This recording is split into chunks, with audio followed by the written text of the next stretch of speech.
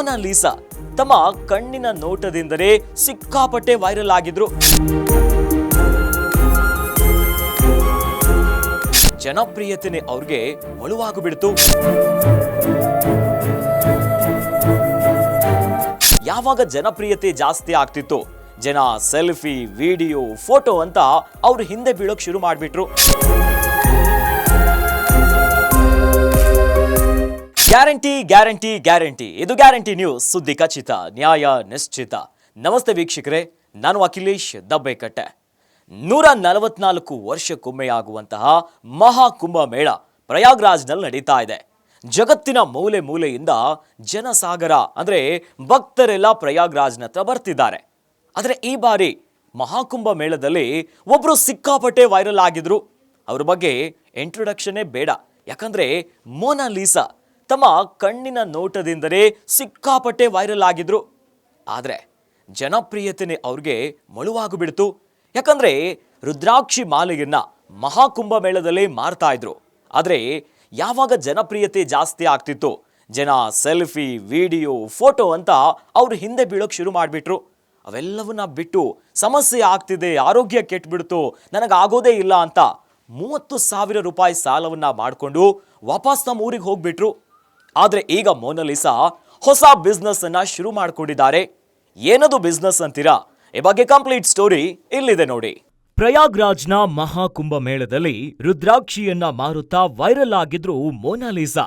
ತಮ್ಮ ಹೊಟ್ಟೆಪಾಡಿಗಾಗಿ ರುದ್ರಾಕ್ಷಿ ಮಾಲೆಯನ್ನ ಮಾರೋಕೆ ಬೀದಿಗೆ ಬಂದು ಕಷ್ಟವನ್ನ ಪಡ್ತಾ ಇದ್ರು.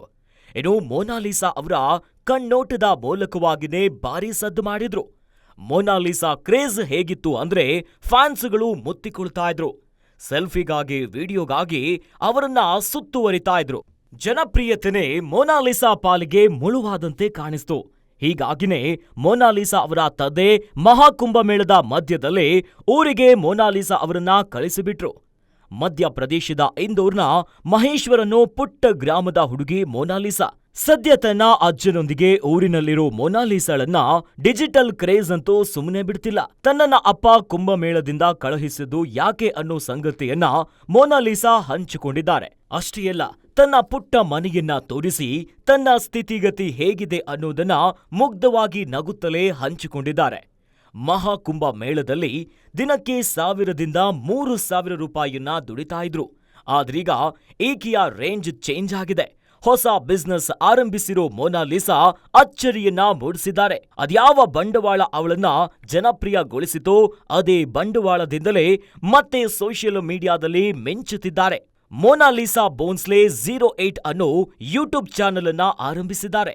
ಇವರ ಅದೃಷ್ಟವೋ ಜೇನು ಗಣ್ಣಿನ ಆಕರ್ಷಣೆಯೋ ಗೊತ್ತಿಲ್ಲ. ಈಕೆಯ ಪ್ರತಿ ವಿಡಿಯೋ ಈಗ ಮಿಲಿಯನ್ ವ್ಯೂಸ್ ಅನ್ನ ಪಡಿತಾ ಇವೆ. ಇದುವರೆಗೂ ಕೇವಲ 9 ವಿಡಿಯೋ ಬ್ಲಾಗ್ ಅನ್ನ ಮಾಡಿರೋ ಮೋನಾಲಿಸಾ 8 ದಿನಗಳಲ್ಲಿ ಸರಿಸುಮಾರು 3 ಲಕ್ಷ ಸಬ್ಸ್ಕ್ರೈಬರ್ಸ್ ಅನ್ನ ಹೊಂದಿದ್ದಾರೆ. ಸೋಷಿಯಲ್ ಬ್ಲೇಡ್ ಅನ್ನೋ ವೆಬ್ಸೈಟ್ ಈಕೆಯ ಯೂಟ್ಯೂಬ್ ವಿಡಿಯೋ ಆದಾಯ ತಿಂಗಳಿಗೆ 10 ಲಕ್ಷ ದಾಟಲಿದೆ ಅಂತ ಅಂದಾಜಿಸುತ್ತಿದೆ. ಅಲ್ಲಿಗೆ ರುದ್ರಾಕ್ಷಿಯನ್ನ ಮಾರ್ತಿದ್ದಾಗ ದಿನಕ್ಕೆ 1000 ರೂಪಾಯಿಯನ್ನ ದುಡಿತಾ ಇದ್ದ ಮೋನಾಲಿಸಾ ಈಗ 30,000 ದುಡಿಯೋ ರೇಂಜ್ಗೆ ಬಂದಿದ್ದಾರೆ ಎನ್ನಲಾಗ್ತಿದೆ. ಬಡವರ ಮಕ್ಕಳು ಬೆಳಿಬೇಕು ಕಣ್ರಯ್ಯ ಅನ್ನೋ ಮಾತು ಇಲ್ಲೂ ಕೂಡ ಅನ್ವಯ ಆಗ್ತಿದೆ. ಹೊಟ್ಟೆ ಪಾಡಿಗಾಗಿ ರುದ್ರಾಕ್ಷಿಯನ್ನ ಮಾರ್ತಾ ಇದ್ದ ಮೋನಾಲಿಸಾ ಬದುಕು ಈಗ ಬದಲಾಗಿದೆ.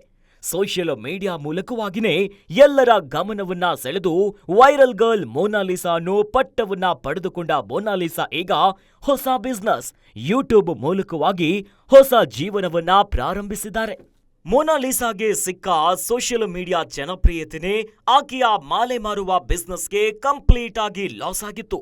35,000 ರೂಪಾಯಿ ಸಾಲ ಮಾಡಿ ವಾಪಸ್ ಬಂದಿದ್ದ ಮೋನಾಲಿಸಾ ಈಗ ಸೋಷಿಯಲ್ ಮೀಡಿಯಾ ಮೂಲಕವಾಗಿನೇ ಸ್ಟಾರ್ ಆಗಿ ಹೊರಹೊಮ್ಮುತ್ತಿದ್ದಾರೆ. ನೋಡಿದ್ರಲ್ಲ ವೀಕ್ಷಕರೇ, ಮೋನಾಲಿಸಾ ಬದುಕು ಈಗ ಬದಲಾಗ್ತಿದೆ.